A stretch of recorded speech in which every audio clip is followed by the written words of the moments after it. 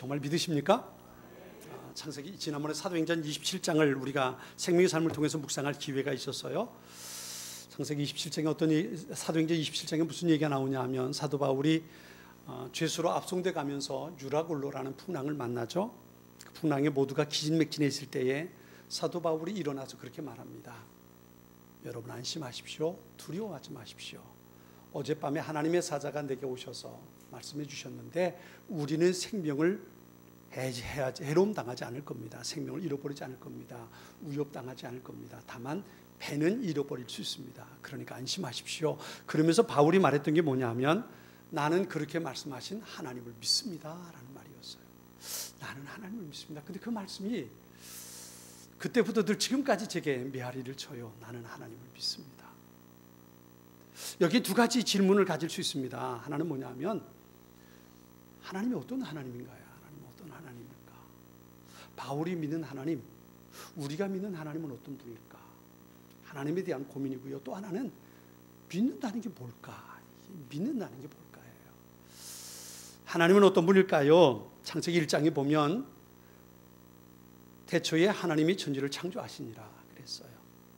세상의 모든 것이 있기 전에 하나님께서 만드신 두 가지가 있어요. 그게 뭐냐면 시간과 공간이었어요. 아무것도 없을 때 시간을 만드셔서 하루 이틀 사흘을 셀 수 있게 하셨고요. 아침 저녁이 있게 하셨고요. 그리고 하나님께서 공간을 만드셨어요. 땅, 바다 혹은 하늘, 궁창 공간을 만드셨어요. 그리고 그곳에 있어야 할 것들을 하나님 만드셨어요. 그리고 맨 나중에 누구를 만드셨습니까? 사람을 만드셨어요. 사람을. 태초에 하나님께서 천지를 창조하셨다. 우리가 믿는 하나님, 다르게 말하면 그분은 창조주 하나님이에요. 세상의 모든 것을 창조하신 하나님. 이렇게 창조하신 하나님이라는 이야기가 무슨 말일까요? 그 말을 다르게 말하면 전능하신 하나님이라는 거죠. 전능하신 하나님. 민수기 11장에 보면 그런 얘기가 나와요. 이스라엘이 하나님 앞에 원망을 했어요. 이 만나밖에 먹을 게 없는데 좀 고기 좀 먹을 수 없습니까? 그랬더니 하나님께서 내가 먹게 해줄게. 그런데 얼만큼 먹게 하냐면 한 달 동안 힘을 나도록 먹게 해줄게 그러셨어요. 그랬더니 모세가 그렇게 말하죠. 모세가 하나님 앞에 그렇게 말하죠. 하나님 그런 말씀하지 마십시오. 있는 양떼, 소떼 다 잡고 바다에 있는 물고기를 다 끄집어 와도 한 달 동안 우리가 고기를 먹는다는 건 불가능합니다. 우리가 몇 명인데요. 200만 명이 넘는 사람들이 한 달 동안 고기를 배불리 먹는다는 건 그건 불가능한 일입니다. 하나님 말씀하지 마십시오 그랬어요. 그랬더니 하나님께서 그 말이 맞나 틀리나 보자. 그래서 하나님께서요 동풍이 불게 하셨는데 메추라기 떼를 모아다가 그들이 살고 있는 텐트 진 옆에 수북하게 쌓아 놓으셨잖아요. 한 달 동안 입에서 고기가 가시지 않도록 하나님께서 그렇게 만들어 주셨단 말이에요. 2규빗 90cm 1m 가량의 메추라기가 쌓였어요. 그걸 잡아가지고 말리고 굽고 그래가지고 한 달 동안 먹도록 하나님 그렇게 하셨단 말이에요. 모세조차 그 하나님을 믿지 못했어요. 어떻게 그게 가능합니까? 그런데 하나님께서 그렇게 만들어 주셨던 거지요. 하나님 어떤 분일까? 믿는 하나님 어떤 분일까요? 가장 소중한 그 첫 번째가 바로 창조주 하나님이에요. 창조주 하나님. 전능하신 하나님입니다. 세상의 모든 사람들이 아니라 해도 하나님은 이해하실 수 있는 분이에요.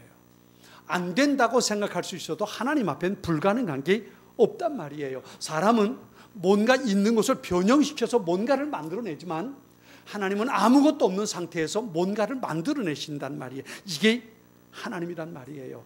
그래서 창세기에 보면 하나님이 천지를 창조하실 때 어떻게 만들어내셨냐면 이렇게 말씀해서 성경은 하나님께서 이르시되 그대로 되니라. 이게 끝이에요.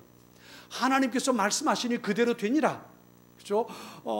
하늘에 궁창이 있으라 궁창이 그대로 되고 땅이 있으라 땅이 그대로 되고요. 바다가 있으라 바다가 그대로 되고요. 하나님께서 말씀하시니 그대로 되니라.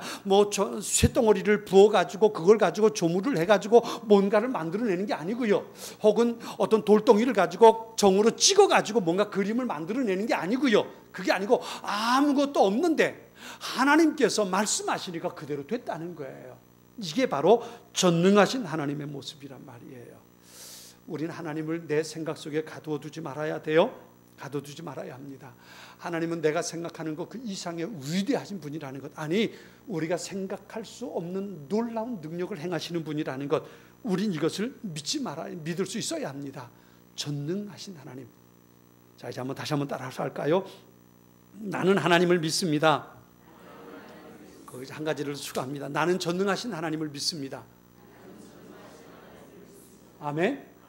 나는 전능하신 하나님을 믿습니다. 전능하신 하나님. 그래요. 전능하신 세상의 모든 것을 가능케 하시는 분, 그분이 우리가 믿는다고 생각하는 그 하나님이란 말이에요. 못하실 것이 없는 분. 내가 생각하기엔 이건 안 돼, 이건 이치가 이렇잖아 라고 생각하는 것까지도 하나님은 다 뛰어넘으시는 분, 장벽을 넘어서시는 분, 그분이 바로 하나님이시란 말이에요. 하나님. 두 번째는요, 하나님은 어떤 분일까? 전능하신 하나님이시면서 또 한 가지는요, 좋으신 하나님이라는 거예요. 여러분 믿으십니까? 하나님께서 천지를 창조하실 때 그러셨어요. 첫째 날, 둘째 날, 셋째 날 쭉 만드시면서 매번 반복하신 말씀이 있어요. 그게 뭐냐 하면 만드시고 나서 보시기에 좋았더라. 하나님께서 사람까지 만들어 놓으시고 맨 마지막에 마지막 감탄사를 딱 하셨는데요, 뭐라고 하셨냐 하면 하나님께서 보시기에 심히 좋았더라. 심히 매우 좋았더라. 하나님 그렇게 말씀하셨어요. 이건 무슨 얘기예요? 하나님께서 만들어 놓으셨는데, 하나님께서 만드셨는데 그 만드신 것이 하나님께서 보시기에 좋았다는 거예요. 저는 어떤 작품을 보는 눈이 없어요. 이게 안목이죠. 어떤 예능적인 작품이 그런 감각이 없어서요, 어떤 그림을 놓고도 저게 뭐지 싶을 때가 많단 말이에요. 아니, 많은 게 아니라 대부분이지요.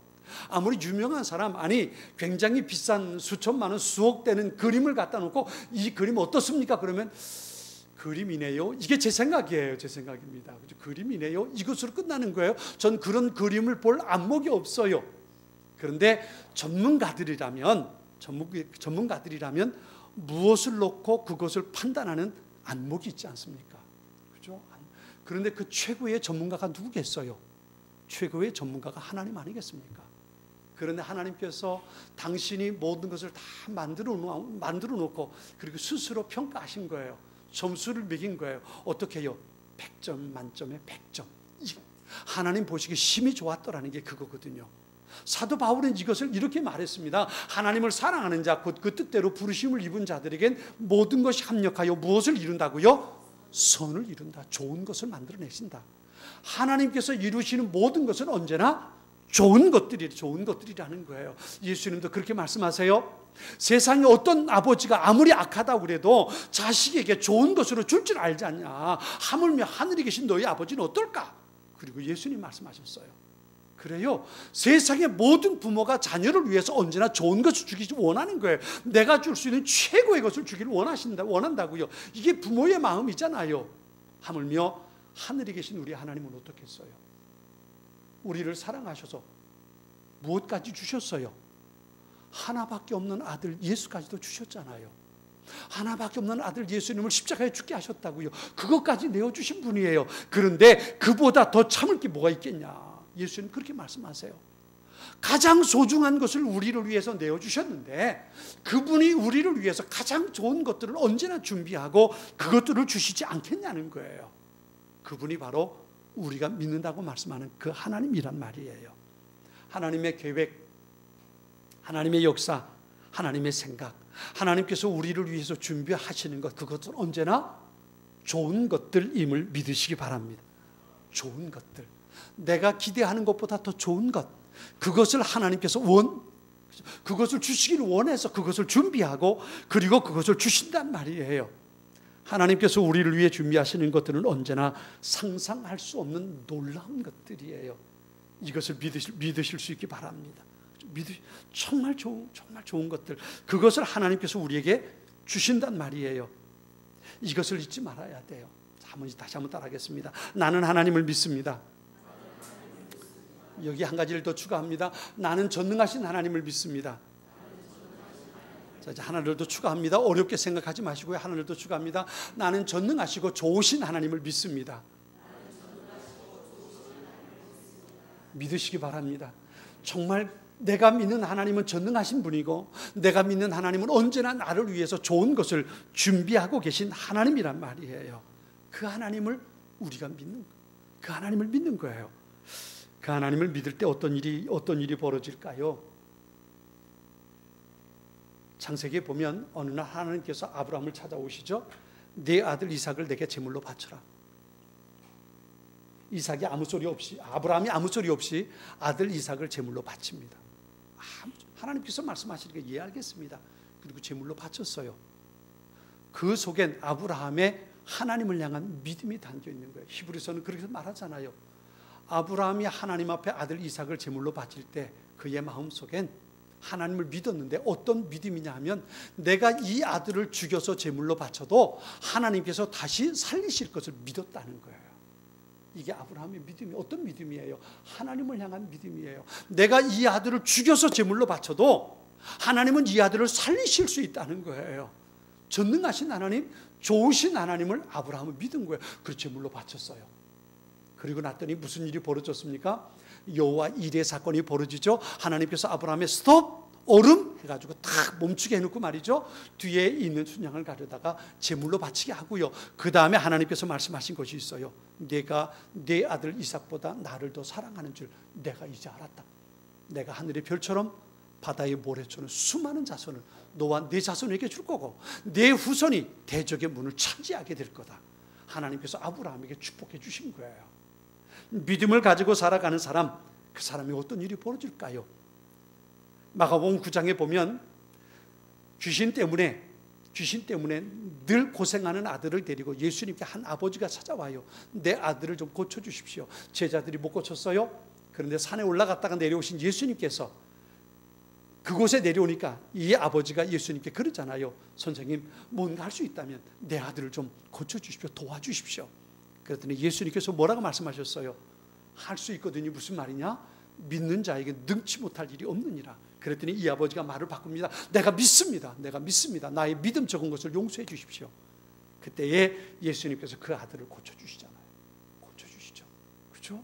믿는 자에게 능치 못할 일이 없다. 내가 믿습니다. 말을 바꾸고 나니까 그 아이에게서 귀신을 쫓아내고 그 아이를 온전하게 그 가정에 평안의 축복을 더해 주셨던 거예요. 한 번은요, 나사로가 죽을 병에 걸렸어요. 나사로, 마르다와 마리아의 오라버니죠. 죽을 병에 걸렸어요. 예수님께 사람을 보냈습니다. 예수님 사람 보내서 우리 오라비가 죽게 됐습니다. 오셨으면 고쳐주십시오. 그런데요, 예수님께서 거기도 지체하셨어요. 시간을 끌으셨어요. 그 사이에 나사로 죽었어요. 예수님께 제자들에게 말씀하시죠. 나사로가 죽었다. 가자. 제자들을 데리고 나사로의 집에 왔어요. 이미 나사로는 죽은 지 사흘이 돼서 장사를 지냈습니다. 이미 무덤에 들어가는 거예요. 그런데 예수님께서 무덤으로 갑니다. 그리고 무덤을 막은 돌을 옆으로 치워놓게 해요. 마르다가 말하죠. 선생님, 그러지 마십시오. 이미 부패하기 시작해서 냄새가 납니다. 문 열면 송장 냄새가 납니다. 그러지 마십시오. 그랬어요. 유대 땅은요, 팔레스틴은 굉장히 더워서 사람이 죽으면 그날 당일날 장례를 치러요. 왜냐하면 요즘처럼 영안실이 있어서 이렇게 집어넣으면 좀 부패가 안 되잖아요. 근데 그런 게 없잖아요. 뜨거운 떼약볕에 그냥 놔두면 몇 시간만 지나면 그냥 시신이 부패해버리고 마는 거예요. 그래서 당일에 장례를 치릅니다. 근데 죽은 지 사흘이 됐어요. 그러니 그 시신이 어떻게 됐겠어요? 부패하고 냄새가 나지 않겠습니까? 그래서 마르다가 말린 거예요. 선생님, 그렇게 하지 마십시오. 이미 무덤에 들어간 지 나흘이 돼서 냄새가 납니다. 열어봤자 소용없습니다. 그런데요, 그런 마르다를 향해서 예수님 말씀하세요. 내가 믿으면 하나님의 영광을 보리라. 내가 믿으면 하나님의 영광을 보리라. 돌문 열어라. 계속 돌문을 열었어요. 돌문을 열고 난 예수님께서 나사로야 나오라 명령하시니까 죽어서 장사 지내진 나사로가 베옷을 둘둘 걸친 그대로 무덤 속에서 살아나오는. 여러분 따라서 한번 해볼까요? 믿으면 하나님의 영광을 볼 수 있습니다. 아멘. 믿으면 하나님의 영광을 볼 수 있습니다. 이것이 우리가 가져야 할 믿음의 모습이에요. 전능하신 하나님, 언제나 좋은 것으로 우리에게 주실 줄 아는 하나님, 그 하나님을 믿을 때에 우리의 삶에 하나님의 영광이 나타나는 거예요. 설교를 들으면서 좀 이상하지 않습니까? 왜냐하면 여기까지가 지난 8월 셋째 주일날 제가 했던 설교의 내용 그대로입니다. 여러분도 눈치를 보니까 전혀 감을 못 잡으셨어요? 그때 했던 설교 내용은 여기까지, 창세기 1장에 있는 말씀을 가지고 제가 똑같이 설교했던 내용이 여기까지입니다. 그 설교 원고가 여기까지예요. 근데 제가 설교하고 나서 제 마음속에 이게 아닌데, 하나님께서 내게 주신 말씀이 이게 아닌데 싶은 생각이 들었어요. 거기에 더 들어가 할 것이 빠져버렸구나 싶은 생각이 그동안 제게 늘 있었어요. 그래도 했던 설교인데 또 할 수 있을까 싶다가 오늘은 이 설교를 다시 해야 되겠다 싶은 마음에 이 설교를 다시 합니다. 내가 믿는 하나님은 어떤 분일까? 첫 번째, 이게 문제예요. 내가 믿는 하나님은 어떤 분일까? 전능하신 하나님, 좋으신 하나님, 좋으신 하나님. 그분을 믿을 때에 어떤 일이 일어날까? 하나님의 영광을 보는 거예요. 그리고 오늘 본문 요한복음 15장에 예수님께서 하신 말씀을 제가 오늘 본문을 택했어요. 이 본문을 보면 내가 전능하시고 좋으신 하나님을 믿을 때 무슨 일이 벌어지는가? 한 가지 단어를 예수님께서 말씀하셨어요. 그게 뭐냐 하면 열매라는 단어입니다. 열매. 내가 전능하신 하나님, 좋으신 하나님을 믿을 때 어떤 일이 내 삶에 벌어질까? 하나님께서 우리에게 주시는 축복의 열매가 맺혀진다는 거예요. 이 말씀은요, 요한복음 15장에 있는 말씀을 뒤집어 말하면 이런 겁니다. 예수님 안에 그분을 믿기만 하면 열매는 반드시 있다는 거예요. 반드시 있다는 겁니다. 열매가 없는 경우는 다 한 가지예요. 그게 뭐냐 하면 예수님 안에 있지 못하고 포도나무 가지가 줄기에 붙어 있지 않으면 열매를 맺을 수 없어요. 그런데 포도나무 가지가 열매에 붙어 있기만 하면 그 가지는 열매를 맺을 수 있다는 거예요. 어떻게 해요? 풍성하게. 열매를 맺을 수밖에 없다는 거예요. 왜냐하면 열매 맺는 능력은 가지에 있는 것이 아니라 줄기에 있기 때문에 그래요. 줄기에 있기 때문에 줄기에만 붙어있는 가지라면 줄기로부터 영양분을 공급받아서 그 가지는 열매를 맺는다는 거예요. 오늘 아침엔가요, 잠깐 뉴스를 보니까요, 포도나무에서 포도송이가 엄청 맺혔더만요. 엄청 1000송이가 넘게 맺혔더라고요. 그런 그 포도 가지가 열매를 맺을 수 있는 비결이 뭐였겠어요? 포도나무 줄기에 붙어 있었기 때문에 그런 거예요. 예수님 오늘 본문에 요한복음 15장을 통해서 말씀하시는 거 그거예요. 내게 붙어 있기만 하면, 예수님은 오늘 본문에 그렇게 말씀하십니다. 내 안에 있기만 하면 너희 열매를 맺을 수 있다는 거예요. 열매가 바로 하나님을 믿는 사람에게 주어지는 하나님의 축복이에요. 그것을 마르다에게 예수님 그렇게 말씀하신 거예요. 내가 믿으면 하나님의 영광을 보리라. 하나님의 영광. 이게 뭐겠어요? 하나님께서 하신 일들이에요. 이건 내가 열심히 했더니 되더라. 이게 아니고요. 이게 아니고 난 무능한데, 난 할 줄 모르는데, 난 도무지 가능성이 없는데, 이건 하나님께서 하신 거야. 이게 바로 하나님의 영광입니다. 하나님께서 하셨다고 말할 수밖에 없는 것, 이게 하나님의 영광이에요. 예수님은 오늘 본문에 그것을 다르게 말씀하셨는데 그게 바로 열매란 말이에요. 열매. 하나님을 믿을 때에 전능하신 하나님, 언제나 좋은 것으로 주시기를 기뻐하시는 그 하나님을 믿을 때에 하나님께서 우리에게 주신 은혜가 있고, 하나님께서 우리에게 주시는 영광을 누리게 하시고, 하나님께서 하실 수밖에 없는 놀라운 일들이 우리의 삶에 맺힌다는 거예요. 이것이 바로 하나님을 믿을 때에 생겨나는 일들입니다. 사랑하는 성도 여러분, 전능하신 하나님, 좋으신 하나님을 믿고 그 하나님께서 주시는 풍성하고 아름다운 열매를, 그 은혜와 축복을 누리고 사는 하나님의 사람들이 될 수 있기를 축원합니다. 중요한 건 두 번째예요. 첫 번째는 어떤 하나님을 믿는가고요. 두 번째는 믿는다는 게 뭐냔 말이에요. 믿는다는 게 뭘까?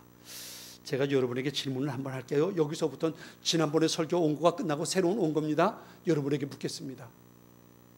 여러분, 귀신이 하나님이 계신다는 걸 알까요? 모를까요? 귀신이 하나님이 계신다는 걸 알까요? 모를까요?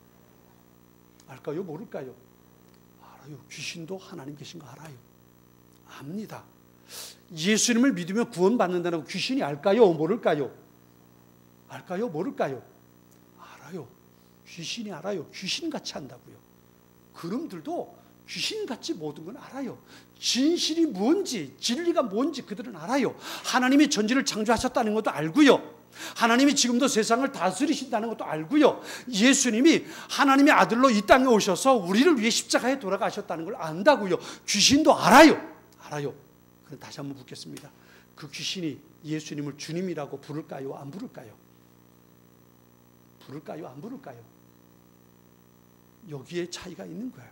여기에 차이. 귀신도 하나님의 존재를 압니다. 예수님이 십자가가 무슨 능력을 가지고 있는지 귀신도 알아요. 다 압니다. 그런데 귀신은 그것을 믿지 않는단 말이에요. 이게 믿음과 아는 것의 차이예요. 차이점입니다. 아는 것이 아니라 믿음의 자리로 나아갈 수 있어야 돼요. 우리는 하나님의 말씀을, 하나님이 계신 것을 아는 사람이 아니라 믿어야 돼요. 하나님이 전능하신 하나님이라는 것, 그분이 좋은 것으로 주시길 기뻐하시는 분이라는 것, 그분이 하나밖에 없는 아들 예수님을 세상에 보내셨고 그분의 십자가를 우리가 믿기만 하면 구원받고 하나님의 자녀가 된다는 것, 이것을 아는 것으로 끝나는 것이 아니라 우리 그것을 믿어야만 된다는 거예요. 그래야 우리가 구원받고 하나님의 자녀가 될 수 있고요. 그래야 하나님께서 우리에게 주신 은혜와 축복을 누리며 살 수 있는 거예요. 우리의 삶에 하나님께서 주시는 하나님의 영광이, 하나님께서 주시는 풍성한 열매가 우리의 삶에 있는 거예요. 내가 믿어야지 알고 있으면 안 된단 말이에요. 그래서 믿음이라는 게 중요해요. 믿는다는 게 과연 뭘까? 바울이 나는 하나님을 믿습니다라고 말하고 우리도 하나님을 믿습니다라고 고백을 하는데 이 믿는다는 게 도대체 뭘까? 우린 두 가지를 한번 구분해 봐야 돼요. 하나는 신념이라는 말이고요. 하나는 신앙이라는 말이에요. 신념과 신앙은 똑같이 믿음에 대해서 말합니다. 한문으로 신자가 믿을 신자예요. 믿을 신자입니다. 믿음에 대해서 동일하게 말합니다. 그런데 신념과 신앙은 달라요. 어떻게 다르냐 하면요, 국어사전을 찾아보면 이렇게 정의하고 있습니다. 신념은 옳다고 굳게 믿고 있는 마음 그랬어요. 신앙은 믿고 받드는 일 그랬습니다. 신념과 신앙이 어떻게 다르냐면요, 내가 옳다고 여기는 것을 믿는 거예요. 이게 신념입니다. 신념. 이게 옳아, 이게 맞아, 그것을 내가 굳게 믿는 거예요. 그 믿는 마음을 우리 신념이라고 말합니다. 그래서 한문에 보면 마음 심자를 썼어요. 그런데 신앙은 뭐냐면 믿고 받드는 일 그랬어요. 이것을 믿음이라고 가르치고 말했어요. 믿고 받드는 일. 이것은 내 마음과 상관없어요. 내 마음과 상관없고 믿음은 다른 것을 내가 받아들이는 거예요. 이게 믿음입니다. 신념은 내 마음속에 내가 옳다고 여기는 것을 믿는 굳은 마음이고요. 신앙은 믿음이라는 것은, 신앙이라는 것은 내가 받아들이는 것이에요. 이게 신앙입니다. 그러니까 신념과 신앙의 차이는 누구에게서부터 근거가 있는가예요. 신념은 내게 근거가 있어요. 내가 옳다고 여기는 것을 믿는 마음이에요. 신앙은 믿음이 내게 주어지는 거예요.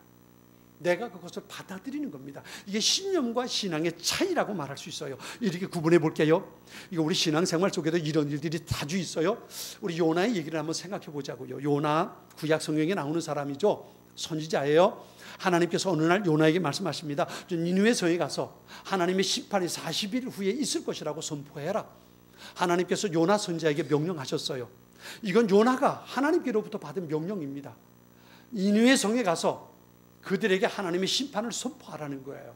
그런데 요나가 니느웨 성에 가기를 싫어했어요. 왜냐하면 만일에 내가 가서 그렇게 얘기했다가 저놈들이 회개하고 돌아서면 심판받지 않을 수 있으니까 저놈들은 죽어야 마땅한 놈들이란 말이에요. 왜냐하면 이스라엘과 이 니느웨 블레셋은 이게 원수거든요. 언제나 늘 이스라엘을 괴롭히는 놈들이 그놈들이에요.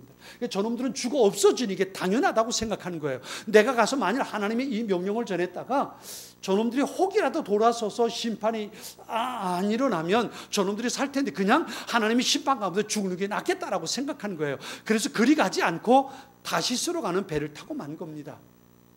하나님께서 그냥 두실 리 없지요. 풍랑을 일으키고 큰 물고기를 준비해서 요나를 기어코 니느웨 성에 가게 합니다. 거기에 가서 사흘 동안 다니면서 하나님의 심판의 메시지를 전합니다. 40일 후에 이 땅이 하나님의 심판 가운데 망할 거다 전합니다. 그리고 자기는 언덕 높은 데 올라가서요, 하나님께서 이놈들을 어떻게 심판하는가 보자, 저놈들이 어떻게 죽는가 보자. 그리고 높은 언덕에 올라가서 구경하고 있단 말이에요. 그런데요, 하나님께서 정하신 기한이 됐는데도 불구하고 그 성이 심판하지 않는 거예요. 하나님께서 심판하지 않고 그 성에 있는 사람들이 살아있는 거예요. 요나가 성이 났어요. 도대체 이게 무슨 일입니까? 저놈들은 죽어야 할 놈들 아닙니까? 하나님께서 저들을 심판하고 죽인다고 하지 않았습니까? 왜 안 죽이십니까? 그래서 하나님께서 그러잖아요. 저 성에 있는 생명이 얼마나 많은데 저 생명이 그대로 다 죽어야 되겠냐? 저들이 회개하고 잘못했다고 회개하고 돌아섰는데 저들을 죽여야 되겠냐? 그리고 하나님 말씀하신다고요. 그런데요, 요나서에 보면 요나라는 선지자가 대단해요. 하나님을 향해서 성질을 폭발합니다. 하나님 그럴 수 있습니까? 하나님 분명히 죽인다고 하지 않았습니까? 저놈들을 다 죽여야 하는 게 맞지 않습니까? 하나님 왜 한 입으로 두 마디 합니까? 그건 말이 안 됩니다. 당장 죽여야 됩니다. 그리고 하나님 앞에 막 성을 내요. 성을 냅니다. 그러면서 뭐라고 말하냐면요, 차라리 내가 죽는 게 낫겠습니다. 나 죽겠습니다. 무슨 얘기예요? 자살하겠다는 거예요. 하나님께서 저놈들을 안 죽이는데 내가 성질이 나가지고 못 살겠다는 거예요. 그러면서 하나님을 향해서 막 성질을 내고 해포되는 겁니다. 여러분, 여기서 우리가 신념과 신앙을 구분해 보자고요. 신념은 뭐냐 하면 요나가 가지고 있는 생각이에요. 요나가 생각하기에 하나님의 은혜는 이스라엘 백성 아브라함의 자손들에게만 해당되는 거예요. 저놈들은 이스라엘의 원수예요. 죽어 마땅한 놈들이에요. 늘 죄 가운데 우상 숭배하며 사는 놈들이에요. 그러니까 저놈들은 죽어야 한다고요. 없애도 상관없는 거예요. 하나님의 은혜는 우리 아브라함의 자손들에게만 있는 거예요. 저놈들은 심판받아 마땅한 놈들이에요. 그런데 하나님께서 그걸 돌이키시니까 마음이 도무지 그걸 용납할 수 없는 거예요. 하나님, 이럴 수 있습니까? 하나님의 은혜는 우리 거지 저놈들 것은 아니지 않습니까? 하나님 말씀하셨으면 심판하셔야지요. 그리고 하나님 앞에 성질을 내는 거예요. 이게 그가 가지고 있는 신념이에요. 우리는 자칫 잘못하면 신념을 가지고 신앙처럼 착각할 때가 있어요. 내가 생각하는 것이 전부인 것처럼, 내가 생각하는 것이 완벽한 것인 것처럼 생각할 때 있다고요. 그런데요, 신앙은 시시때때로 달라질 수 있어요. 어떻게 해요? 신앙은 하나님으로부터 내게 주어지는 거예요. 믿음이라는 건 하나님께로부터 내게 주어지는 거예요. 신앙이라는 건 다르게 말하면 하나님의 말씀을 내가 순종하며 사는 거예요. 하나님의 말씀이 내가 저들을 40일 후에 심판할 거다라고 말씀하셨지만 그들이 회개하고 돌이켰을 때 하나님은 그들을 용서하기로 작정하셨어요. 그리고 그들을 용서해 주셨다고요. 그러면 그것을 그대로 예 그렇군요 라고 받아들이는 것이 신앙이란 말이에요. 이게 신념과 신앙의 차이점이에요. 신념은 내가 옳다고 여기는 거예요. 하나님의 은혜는 우리에게만 있는 거지 저놈들에게 있는 게 아닙니다 라고 생각하는 거예요. 이게 요나가 가지고 있는 신념입니다. 그런데 신앙이라면 하나님께서 그들을 살기로 하셨다면 아 하나님 그렇군요. 예 알겠습니다. 그리고 하나님 앞에 순종하는 게 신앙이라고요. 아까 아브라함의 얘기를 했어요. 하나님께서 아브라함에게 100세 얻은 아들 이삭을 제물로 바치라 했어요. 만일에 아브라함이 신념의 사람이었다면 이건 불가능한 거예요. 왜요? 하나님은 아들을 제물로 바치라고 하시는 하나님이 아니라는 것을 믿을 수 있기 때문에 그래요. 하나님은 그래 본 적이 없는 분이에요. 하나님은 그렇게 하실 수 없는 분, 상식적으로 그럴 수 없는 분이에요. 만일에 아브라함이 신념을 가지고 있었다면 하나님 잠깐만요. 제가 이 일을 좀 제기하는 하나님 뭔가 잘못 생각하신 거 아닙니까? 이 아들은 100세 하나님께서 제게 약속으로 주신 아들이고요. 이 아들로 인해서 내 자손이 많아질 거라 그랬고요. 이 아들이 하나님께서 주신 약속의 아들 아닙니까? 이 아들을 죽이면 끝나는 겁니다. 하나님 잠깐 생각해 보세요. 그가 신념의 사람이었다면 하나님 앞에 이렇게 했을 거예요. 그런데 그는 신념의 사람이 아니라 신앙의 사람이었어요. 하나님께서 바치라시면 예 그래야지요. 이게 그가 가지고 있는 믿음이었단 말이에요. 오늘 보면 7절 말씀을 같이 한번 볼까요? 같이 한번 읽어보겠습니다. 요한복음 15장 7절 한 절 말씀을 우리 같이 읽습니다. 같이 봅니다. 너희가 내 안에 거하고 내 말이 너희 안에 거하면 무엇이든지 원하는 대로 구하라. 그리하면 이루리라. 아멘. 이렇게 말씀하십니다. 너희가 내 안에 거하면, 너희가 내 안에 거하면, 이 말이 바로 믿음이 무엇인가를 우리에게 보여주는 거예요. 하나님을 믿는다는 게 어떤 것을 말할까요? 하나님을 믿는다는 것을 한마디로 말하면, 한 단어로 말하면 순종입니다. 순종이에요. 믿음이 있는가 없는가의 차이는 순종하는가 순종하지 않는가 여기에 있습니다. 하나님의 말씀에 내 생각을 내려놓고 순종하면 그러면 그 사람은 믿음이 있는 거예요. 그런데 하나님이 그렇게 말씀하셨음에도 불구하고 내가 순종하지 못하면 그 사람은 죄송하지만 믿음이 없는 사람이 되는 거예요. 사무엘상 15장을 우리가 지난 주간에 생명의 삶을 통해서 묵상을 했습니다. 거기 보면 사울 왕의 이야기가 나오죠. 아말렉이 쳐들어왔어요. 아말렉과 전쟁을 하는 겁니다. 그런데 하나님께서 사무엘 선지자를 통해서 사울 왕에게 말씀하십니다. 공격해라. 내가 도와줄게. 하나님께서 승리를 약속해 주셨어요.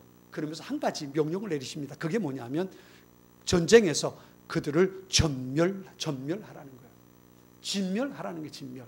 여러분 진멸이라는 단어는요, 이거 무시무시한 거예요. 뭐냐 하면 씨를 남기지 말고 다 죽이라는 거예요. 남녀노소 구분하지 말고 생명은 하나도 남겨놓지 말고 다 죽이라는 거예요. 이게 진멸입니다.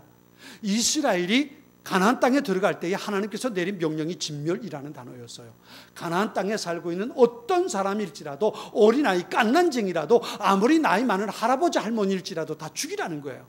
이 진멸이라는 말입니다. 아주 잔인한 거고요, 무서운 단어예요. 씨를 남기지 말고 다 죽이라는 거예요. 이게 진멸입니다. 하나님께서 사울 왕에게 그렇게 말한 거예요. 전쟁을 하는데 내가 승리하게 해줄게. 그런데 단 전쟁에서 거기는 모든 생명을 다 죽이라는 거예요. 진멸하라는 겁니다. 하나님께서 도와주셔서 사울 왕이 전쟁에 승리했어요. 그런데요, 승리하고 돌아올 때에 문제가 생겼어요. 그게 뭐냐면 전쟁에서 돌아오면서 살찐 양과 소들을 끌고 온 거예요. 비리비리한 건 다 죽였어요. 하나님이 죽이라고 그러셨으니까 다 죽였어요. 다 없앴어요. 모든 생명을 다 죽였어요. 그런데 살찐 양과 살찐 소들은 사로잡아가지고 끌고 온 거예요. 그리고 또 하나 아말렉 왕인 아각이라는 왕이 있어요. 이 왕을 포로로 사로잡아가지고 옵니다. 나중에 사무엘 선지자가 사울 왕을 찾아와요. 왕이요, 도대체 무슨 짓을 한 겁니까? 하나님께서 진멸하라고 말씀하지 않았습니까? 그런데 이 양떼, 소떼 이 소리는 무슨 소리고, 이 가축들의 소리는 왜 들리고, 왜 도대체 아각 왕은 포로 잡아가지고 온 겁니까? 그랬더니요, 사울 왕이 이렇게 말합니다. 뭐라고 말하냐면요, 이 양과 소는 하도 살찌고 보기 좋아서 하나님 앞에 제사 드릴 때 사용하기 위해서 가지고 왔고요. 그리고 아각 왕을 사로잡아 가지고 온 것은 백성들이 하도 아우성쳐서 우리가 왕을 사로잡았으니까, 승리했으니까 우리가 한번 잔치를 해야 되지 않겠습니까? 이놈 포를 끌고 갑시다. 백성들이 하도 아우성쳐서 그래서 끌고 왔다는 거예요. 죽이자고 포로 잡아왔다는 거예요. 그랬더니요, 사무엘 선지자가 그렇게 말합니다. 뭐라고 말하냐면 순종이 제사보다 낫다는 것을 어찌 모르셨습니까? 순종이 제사보다, 어떤 행위보다 하나님의 말씀을 믿고 순종하는가 그러지 않는가가 그 어떤 행위보다 중요하다는 거예요. 여러분, 믿음이, 그래서요 사무엘 선지자가 그렇게 말합니다. 당신이 왕이 하나님의 명령을 버렸기 때문에, 순종하지 않았기 때문에 하나님도 당신을 버렸습니다. 여러분, 믿음이라는 게 뭐냐 하면요, 믿음은 하나님의 말씀에 순종하는 거예요. 예수님께서 요한복음 15장에 말씀하신 것처럼 주님 안에 거한다는 게 뭘까요? 주님 안에 거한다는 것은 다르게 말하면 그분의 말씀 안에 거하는 겁니다. 그래서 뒤에 보면 뭐라고 말씀하시냐면요, 그분의 계명을 지키는 거예요. 너희가 내 계명을 지키면 이라고 말씀하세요. 주님의 말씀에 순종하고 내가 그 말씀대로 살아간다면 그것이 예수님 안에 거하는 거예요. 그게 바로 예수님을 믿는 거예요. 내가 예수님을 믿는다고 하면서, 내가 하나님을 믿는다고 하면서도 그 하나님의 말씀에 내가 순종하지 못하고 살아가면, 여러분, 하나님 말씀에 순종하지 않으면 어떻게 사는 걸까요? 그건요, 내 생각대로 사는 거예요. 내가 생각하기에 이것들 잡아다가 하나님께 제사 드리면 좋을 것 같아서. 이게 사울 왕이었어요. 백성들이 말하기를 이거 끌고 가서 우리가 잔치하면 좋겠습니다. 백성들의 생각이에요. 하나님의 말씀과 그들의 생각은 달랐다고요. 하나님의 말씀을 순종하지 못하는 건 내 생각대로 사는 거예요. 그 사람을 바꿔 말하면 하나님을 믿지 않는 거예요. 그에게는 어떤 열매도 없습니다. 그에게는 어떤 하나님의 은혜도 없어요. 그에게는 하나님의 영광이 임하게 되지 않는 거예요. 그런데 예수님 안에 거할 때에, 그분의 말씀을 붙잡고 내가 순종하며 살아갈 때 그분께서 맺히게 해주는 풍성한 열매가 우리의 삶에 있을 수 있다는 거예요. 이것이 바로 믿는 겁니다. 우리가 한번 따라하겠습니다. 나는 전능하시고 좋으신 하나님을 믿기에 그분 말씀대로 살 것입니다. 이것이 여러분의 고백 될 수 있기 바랍니다. 전능하신 하나님, 언제나 나를 위해서 좋은 것을 준비하시는 하나님, 그 하나님의 말씀대로 내가 살아가는 것, 순종하는 것, 이것이 바로 나는 하나님을 믿습니다라는 고백입니다. 내가 하나님을 믿는다고 하면서도 하나님의 말씀보다, 하나님을 기쁘시게 하는 것보다 내 생각이, 내 삶에 우선권이 있다면 나는 하나님을 믿지 않는 사람입니다. 교회는 다닐 수 있습니다. 세례 받을 수 있습니다. 이것은 외형적인 겁니다. 교회에서 또 다른 일들도 할 수 있습니다. 이것은 외형적인 것입니다. 그것이 나는 하나님을 믿는다는 증거가 되지 않습니다. 내가 하나님을 믿는다면 그분의 말씀에 순종하며 살아야 합니다. 그럴 때에 내 삶에 그분으로부터 주어진 은혜의 열매들이 있고요. 그것이 내가 누리고 살 수 있는 하나님의 축복의 사건입니다. 내 생각 내려놓고 하나님의 말씀을 붙잡고 사는 것, 내 신념 내려놓고 하나님의 말씀에 붙잡혀 살아가는 것, 그것이 바로 하나님을 믿는 사람의 모습입니다. 사랑하는 성도 여러분, 이제 이 말씀을 가지고 제가 여러분에게 말씀을 한 가지 드리고자 합니다. 내가 하나님을 믿을 때에 내게 어떤 일이 일어나는가? 신앙생활하면서 하나님을 믿고 살면서 우리가 누릴 것들입니다. 그 이야기를 나누며 살아가는 것, 그것이 우리가 가져야 할 사명이에요.